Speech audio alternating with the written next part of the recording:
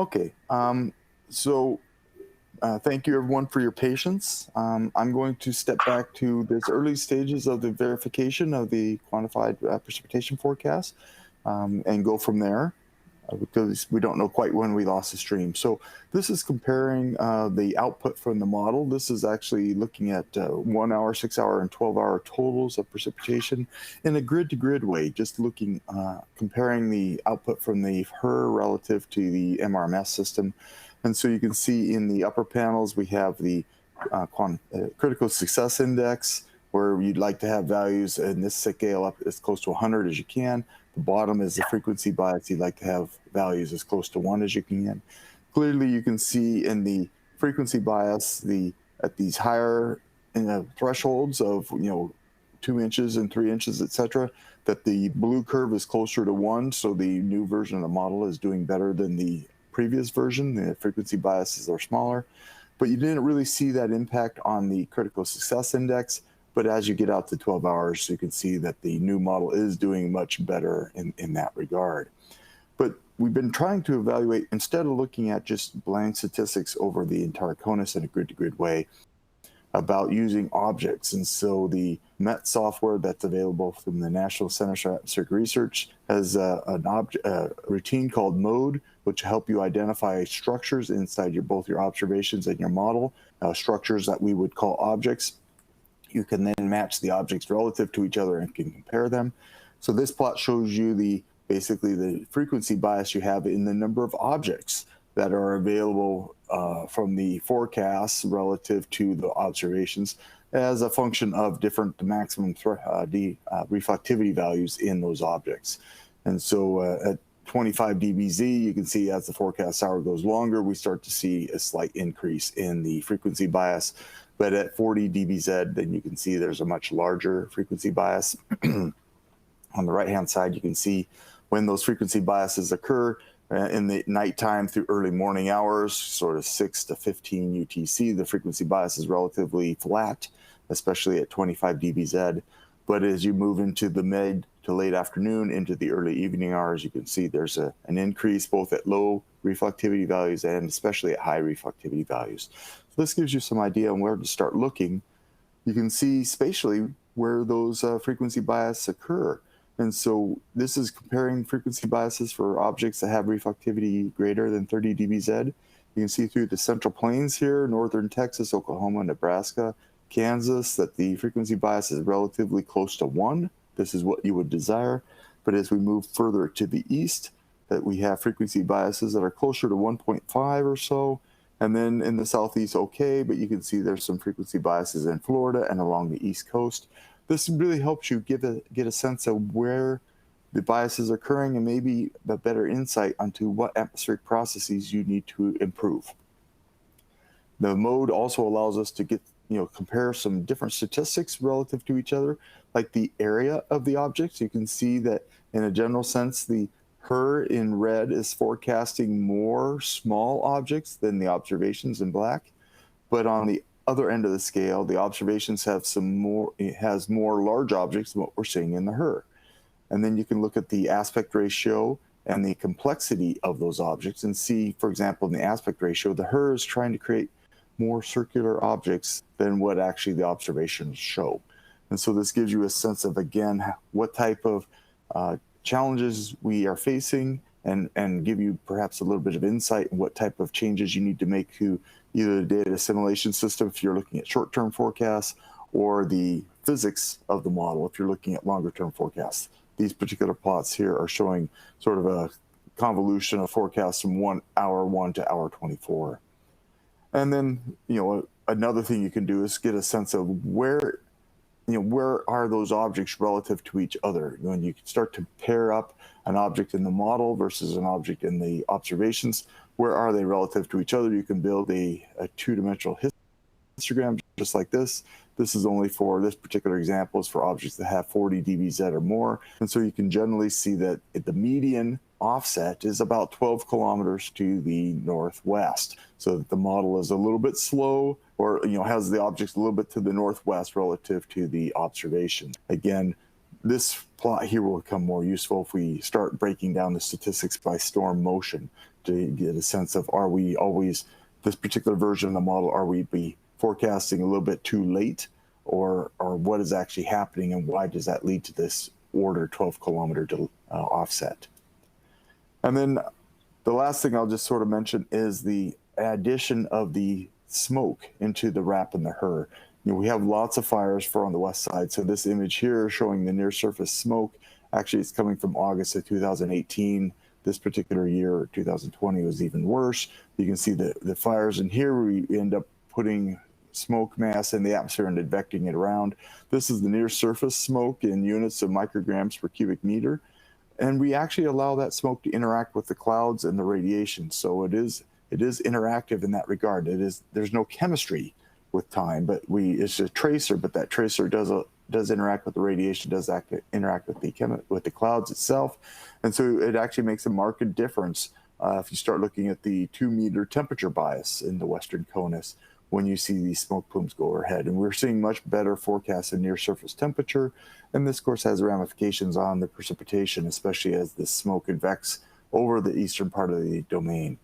And naturally, as you can imagine, it's going to have a big impact on visibility. And so the left panel here shows you the visibility without the smoke. And so you see these regions of visibility of more than 50 miles, where when you add the smoke in, you can see that drops the visibility to significantly lower values, some regions of 15 miles or less, for example, in this circle here. So I wanted to speak just real briefly about the rapid refresh forecast system development. So NOAA, as perhaps many of you know, is moving toward a unified forecast system. So we ultimately want to use the same dynamic core, the same model physics, the same data assimilation scheme for running at both global scales and storm scales. And so the global forecast system is already part of the unified forecast system. We started using the new dynamic core, the FV3, back in summer of 2019 operationally. And we're moving toward doing this on our storm scale modeling system, the Rufus, very soon.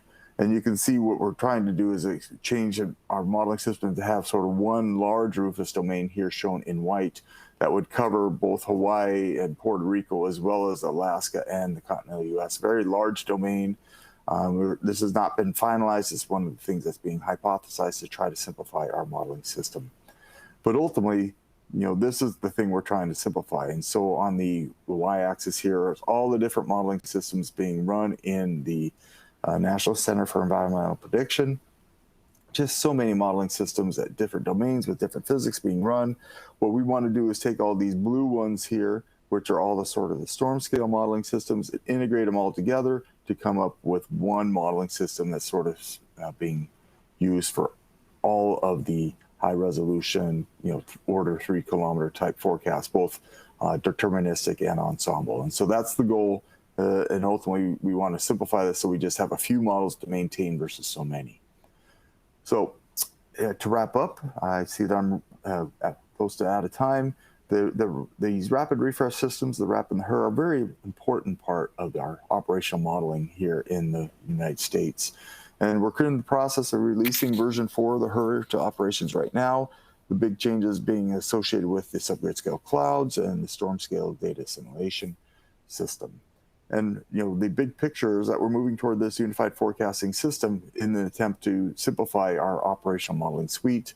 And we want to make this more of a community resource. And so that's, while the RAP and the HER system has been available to the community as part of the WARF-ARW code base, the global forecast system, for example, has not. And so we want to make sure that the operational models are available to the community so people can download them and use them. We want them to pass the graduate student test. So a graduate student can download them and then very quickly be able to run them. And that's part of this EPIC paradigm that we're working on in the US.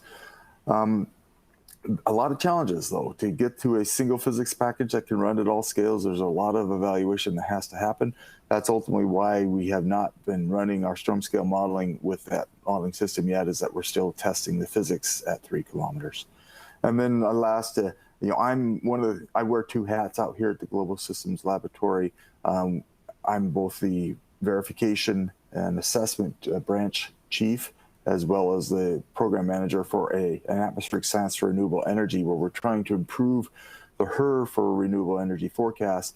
And those are just some really important new customers for these forecast models, as well as the hydrometeorological community. And so we're trying to not only, make the HER a very good model for storms, but for these other communities also.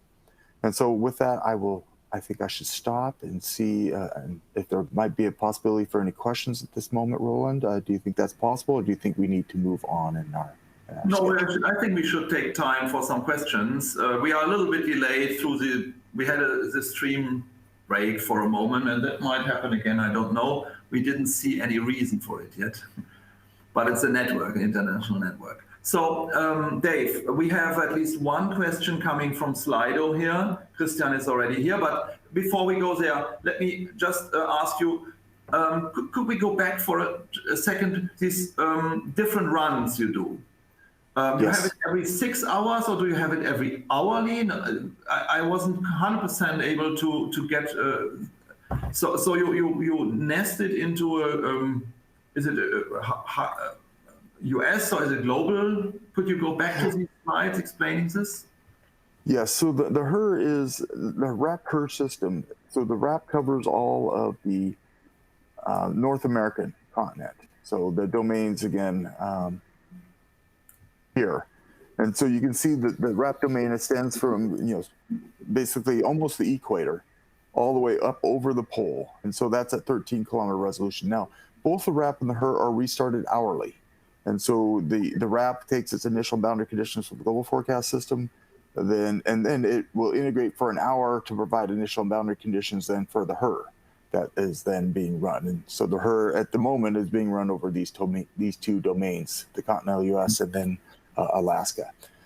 And so ultimately, how do we cycle these things together? This is part of the engineering fun that is a modeling system, as many of you know. And so I think that is the challenge of how to do this cycling system. But we do cycle every hour to try to bring in as many observations as we can to get the most, the best sort of analysis as possible from which we can build the forecast. Dave, how long does it take you to calculate the forecast? So you have an hourly cycle now, and yes. When is the cycle delivered? So how does it take you 40 minutes or half an hour or an hour? When are you coming with the forecast? So we kick off the analysis typically at about 10 to 12 minutes after the hour operationally. And the analysis and the first forecasts are typically available by 40 minutes after the hour. And then the rest of the forecasts just keep coming out, with all the forecasts out by 2 hours after the initialization. Okay, thank you. And then I give to Christian, and I think I have to unmute you. Just a second, I do this, yes. For his question.